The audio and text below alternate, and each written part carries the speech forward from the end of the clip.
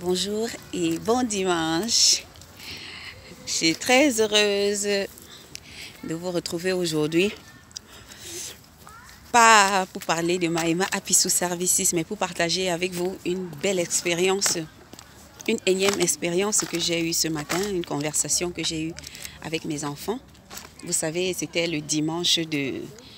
moi, je ne connais pas trop comment ça fonctionne avec la Bible et tout, mais c'était le dimanche de la présentation de l'enfant Jésus à Dieu. Voilà. Donc, nous sommes allés à l'église et l'évangile, en substance, disait que les enfants sont un don de Dieu.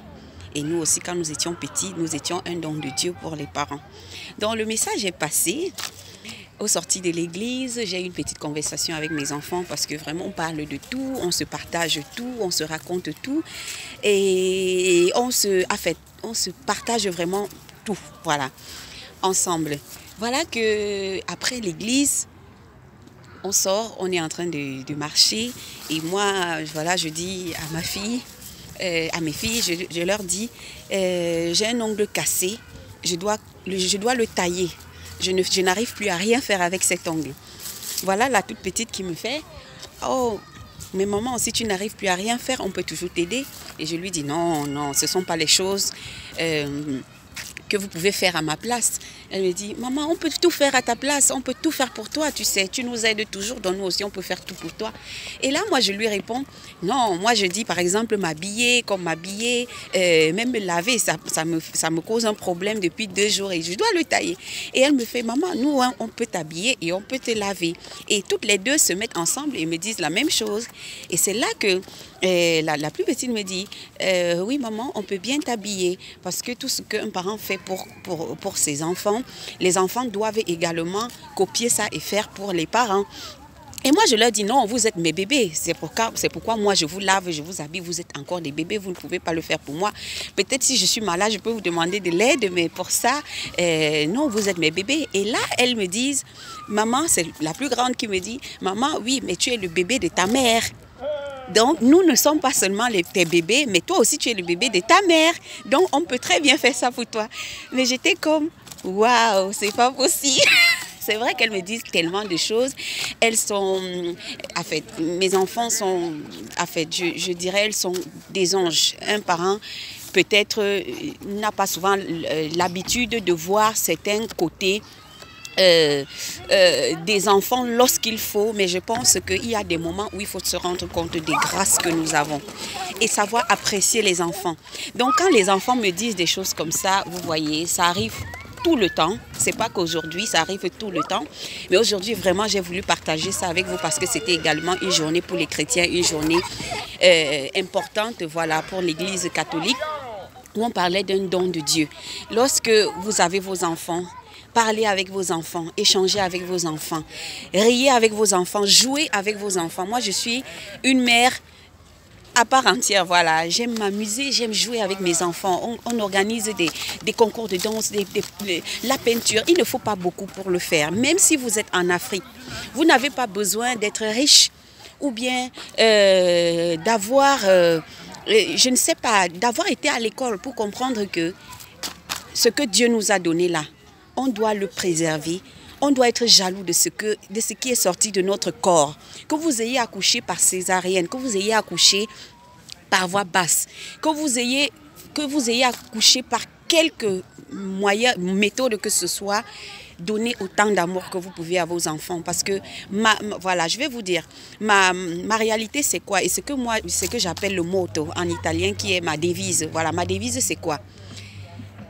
Donnons le maximum à nos enfants et éduquons-les de la meilleure façon qu'ils soient, et quitte à ce que dans le futur, voilà, que nous soyons déçus par ce que les enfants ont pu faire, parce qu'après les enfants choisissent leur chemin, que d'être déçus parce que nous n'avons pas pu donner autant que nous aurions pu donner.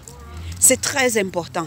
Donnez, donnez et ne calculez pas, parce que j'aime les enfants en général et j'aime tellement mes enfants que je ne cherche pas à dire voilà, je le fais parce que j'attends que mes enfants fassent ceci.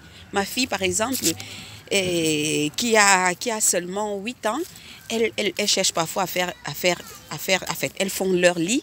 Ça, c'est un petit truc que j'allais partager peut-être avec vous. Le week-end, elles savent que quand elles se réveillent, elles font leur lit. Il y a des règles à suivre en semaine. Elles savent quelles sont les règles. Elles ne déposent pas les chaussures n'importe où. Elles savent qu'elles doivent se laver les mains avant de toucher à quoi que ce soit après le retour de l'école. Donc ça, ce sont des choses que les enfants ne respectent que s'il y a cette complicité-là avec les parents.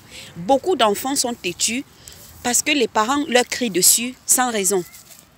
Beaucoup d'enfants sont têtus parce que les parents se comportent juste comme des parents. Et pourtant, parfois, un parent doit accepter que l'enfant lui dise non. Lui dise, ça ne marche pas comme ça. Lui dise, parce que des fois, moi, j'ai des reproches de mes enfants. Une fois, par exemple, elles étaient en train de se parler et moi, j'ai voulu intervenir. Ma petite me dit, maman, tu as dit que les enfants peuvent avoir leur moment de dispute. Donc nous sommes en train de nous disputer. Donc s'il te plaît maman, je ne veux pas faire du mal à Étoile, mais je veux seulement qu'elle comprenne qu'elle ne me croit jamais. Tu vois, donc c'était genre, j'ai voulu intervenir. Et elle me ramène à l'ordre, elle me dit, maman, tu as dit que parfois ça peut arriver entre sœurs. Donc vous voyez un peu, et moi je suis restée tranquille, j'ai dit, je suis désolée. Et j'ai fait marche arrière, vous voyez un peu. Donc c'est très important surtout de comprendre que les enfants sont différents. Vous pouvez avoir 5 enfants, vous pouvez avoir 2 enfants, mais chaque enfant a son comportement. Ne commettez jamais l'erreur, chers parents, de vouloir comparer les enfants et de dire, elle est plus intelligente, toi tu ne comprends rien. Ne dites jamais ça à vos enfants parce que ce qui sort de votre bouche, c'est ce que l'enfant va véhiculer tout au long de la journée à l'école. Quand son camarade va l'insulter, elle va dire, ou bien il va dire, d'ailleurs mon parent m'a déjà dit que je suis nulle. C'est très important, s'il vous plaît, ne dites jamais à vos enfants que vos enfants sont nuls, qu'ils ne peuvent pas, qu'ils n'arrivent pas à faire ceci, qu'ils n'arrivent pas à faire cela. S'il vous plaît, donnez des points à vos enfants. Faites-leur comprendre par la bonne méthode que ça ne va pas. Je suis maman, oui, aussi très, comme je vous ai dit, très proche de mes enfants, mais je suis maman également très sévère quand il le faut. C'est pourquoi les règles sont respectées. Mais sévère dans le sens positif, dans le sens où je fais comprendre qu'il y a des moments, il y a un moment pour tout. Donc, c'était un peu ça le petit message de ce matin. Je vous souhaite de passer un excellent dimanche et voilà, que le Seigneur vous protège, qu'il vous garde et surtout qu'il vous guide et qu'il protège surtout nos enfants tout au courant de cette semaine à l'école, au parc où je suis maintenant avec les miens. Que le Seigneur vous protège, voilà, c'était tout. Michel, à la prochaine.